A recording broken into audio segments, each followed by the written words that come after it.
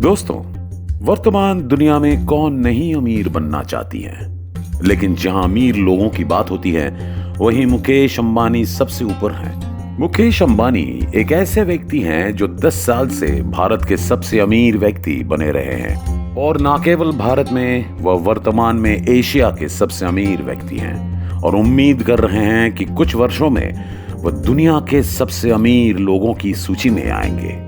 कुछ साल पहले एशिया का सबसे धनी व्यक्ति Alibaba.com कंपनी का मालिक जैक मा था, लेकिन मुकेश अंबानी ने Alibaba.com को भी पीछे छोड़ दिया है। वो अपनी कंपनी रिलायंस इंडस्ट्रीज के जरिए दिन ब दिन अमीर होते जा रहे हैं। अब हर कोई सोच रहा है कि भारत में इतने सारे व्यवसायी हैं, सभी को छोड़कर क्यों और कैसे मुकेश अंबानी इतनी तेजी से अमीर हो रहा है और इसकी इतनी आय कहां से है।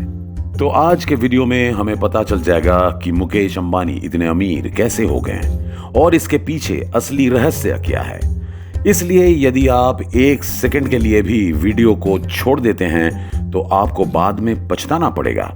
इसलिए वीडियो शुरू करने से पहले आपके सामने एक बड़ा लाल बटन है, वहां क्लिक करके चैनल को सब्सक्राइब करें। इसके आगे वाले बेल आइकॉन को भी जरूर दबाएं। तो चलिए शुरू करते हैं। दोस्तों, मुकेश अंबानी के पिता धीरूभाई अंबानी बचपन में भारत के एक पेट्रोल पंप पर काम करते थे, जहां वे पेट्रोल भरते थे। तब 1950 में धीरूभाई अंबानी केवल 18 वर्ष के थे। तब वे भारत से यमन चले गए और वो यमन जाकर वहां क्लार्क के कार्यालय में काम करना शुरू किया। और जब धीरूभाई अंबानी को पता चला कि यमन की मुद्रा चांदी से भरी हुई है, जिसकी कीमत भारतीय मुद्रा से कई ज्यादा है, तो फिर धीरूभाई अंबानी ने उस यमन देश की मुद्रा को बड़ी मात्रा में खरीद लिया और अपने लिए बड़ी मात्रा में यमनी मुद्रा जमा करता रहा। यमन की मुद्रा धीरे धीरे विलुप्त होने लगा। तब धीरूभाई अंबानी चांदी के सिक्के को पिघलाकर चांदी निकालते थे और उन्हें बेचकर लाख रुपए कमाते थे। मुकेश अंबानी ने 1957 में यमन में जन्म लिया। धीरूभाई अंबानी का परिवार बहुत मध्यम वर्ग का परिवार था। मुकेश अंबानी के परिवार में केवल 2 कमरे थे। धीरूभाई अंबानी व्यवसाय करना चाहते थे, जिसकी वजह से 1958 में धीरूभाई अंबानी परिवार के साथ यमन से भारत आया था। भारत आने के बाद धीरूभाई अंबानी कपड़े और मसाले का कारोबार शुरू किया। धीरूभाई अंबानी ने कपड़े के उत्पादन की शुरुआत की और वो कंपनी को उन धागों का सप्लाई करता था जो कपड़े बनाने में इस्तेमाल होते थे। फिर धीरूभाई अंबानी खुद उन धागों से कपड़े बनाने लगे। 1966 में उन्होंने पहली बार अपना कारखाना शुरू किया और कंपनी का नाम रखा विमॉल कंपनी। उस समय उस कंपनी को बड़ी सफलता मिली। तब विमॉल कंपनी एक बहुत बड़ा ब्रांड बन गया। फिर भी मुकेश अंबानी जिस स्कूल में पढ़ते थे वो एक मिडिल क्लास स्कूल था। उनके पिता का बिजनेस अच्छा चल रहा था, लेकिन धीरूभाई अंबानी तब बड़े बिजनेसमैन नहीं बन पाए थे। मुकेश अंबानी ने अपने भाई अनिल अंबानी और अनंत जय के साथ मुंबई के हिल ग्रेंज हाई स्कूल से पढ़ाई की।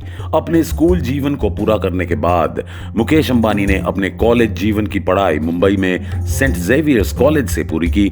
फिर उन्हें इंस्टीट्यूट ऑफ केमिकल टेक्नोलॉजी में प्रवेश मिल गया। बाद में उन्होंने वहीं से केमिकल इंजीनियरिंग में MBA की डिग्री हासिल की।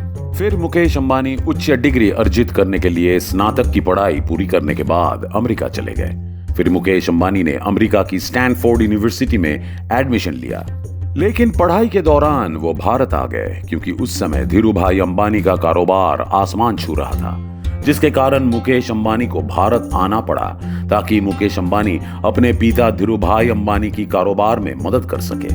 दरअसल ऐसा तब हुआ जब मुकेश अंबानी अमेरिका में MBA कर रहे थे, जब उनके पिता को सरकार से पॉलिएस्टर फिलामेंट इस धागे को बनाने के लिए लाइसेंस मिला। सरकार से ये लाइसेंस प्राप्त करने के बाद धीरूभाई अंबानी ने इस विशेष धागे को निर्माण के लिए महाराष्ट्र के पाताल गंगा में एक कारखाना स्थापित किया और फिर उन्होंने मुकेश अंबानी को फोन किया और देश में आने के लिए कहा। मुकेश अंबानी अपनी पढ़ाई बीच में ही छोड़कर भारत लौट आए और इस तरह मुकेश अंबानी ने 24 साल की उम्र में रिलायंस इंडस्ट्रीज में अपना करियर शुरू किया।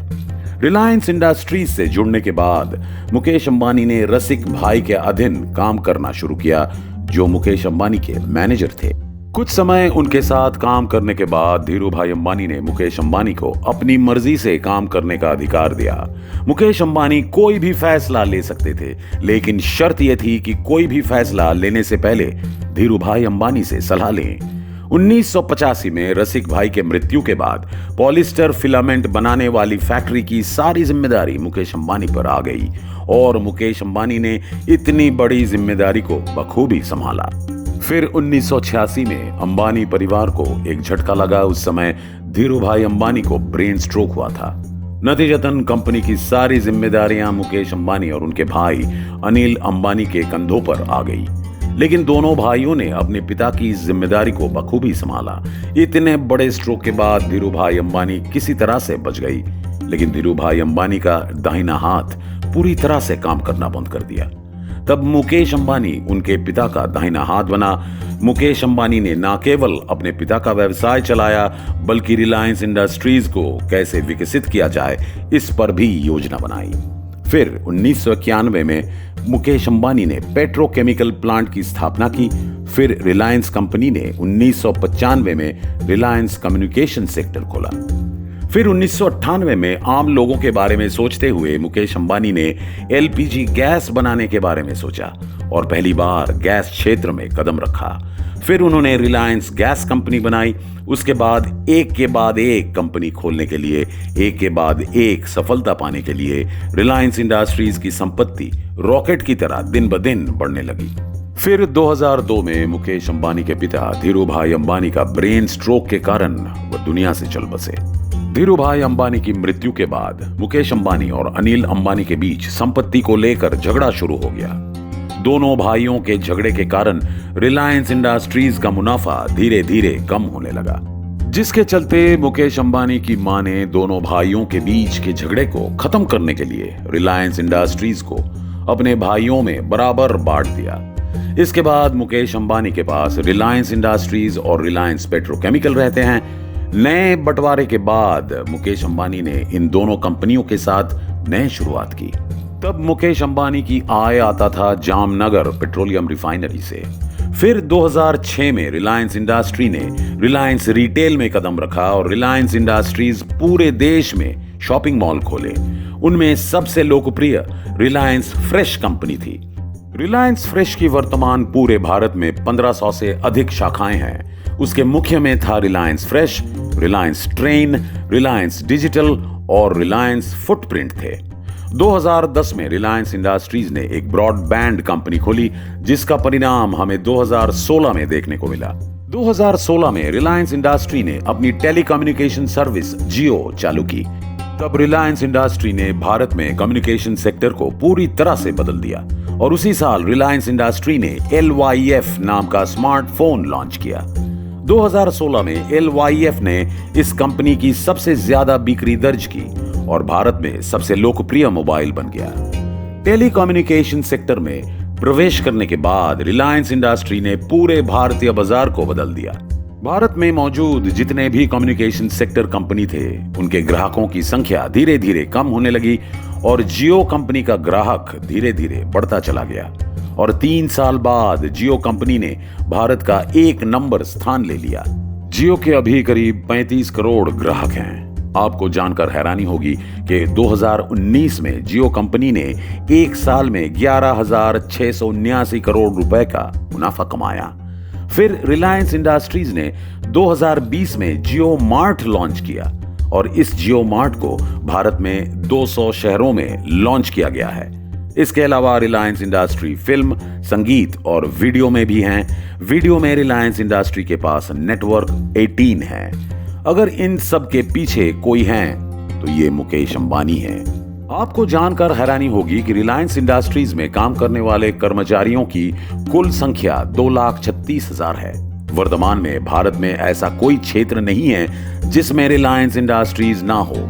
वर्तमान में रिलायंस इंडस्ट्रीज के 46.32% शेयर अकेले मुकेश अंबानी के परिवार के पास है और बाकी का 53.68% कंपनी के अन्य सदस्य के पास है। लेकिन मुकेश अंबानी मुख्य शेयर होल्डर होने के कारण इस कंपनी के असली मालिक वही हैं, जिनकी संपत्ति अब आसमान छू रही है। वर्तमान में इसकी संपत्ति की संख्या लगभग 100 बिलियन है। क्या आपको लगता है कि भारत में एक भी ऐसा व्यवसायी है जो मुकेश अंबानी को पीछे छोड़ सकता है? तो आप लोग समझ गए होंगे कि वह आज इस मुकाम पर कैसे आया। तो दोस्तों, आज का वीडियो बस इतना ही। इसके बारे में आपका क्या राय है, कृपया नीचे कमेंट बॉक्स में लिखें। वीडियो को अंत तक देखने के लिए धन्यवाद।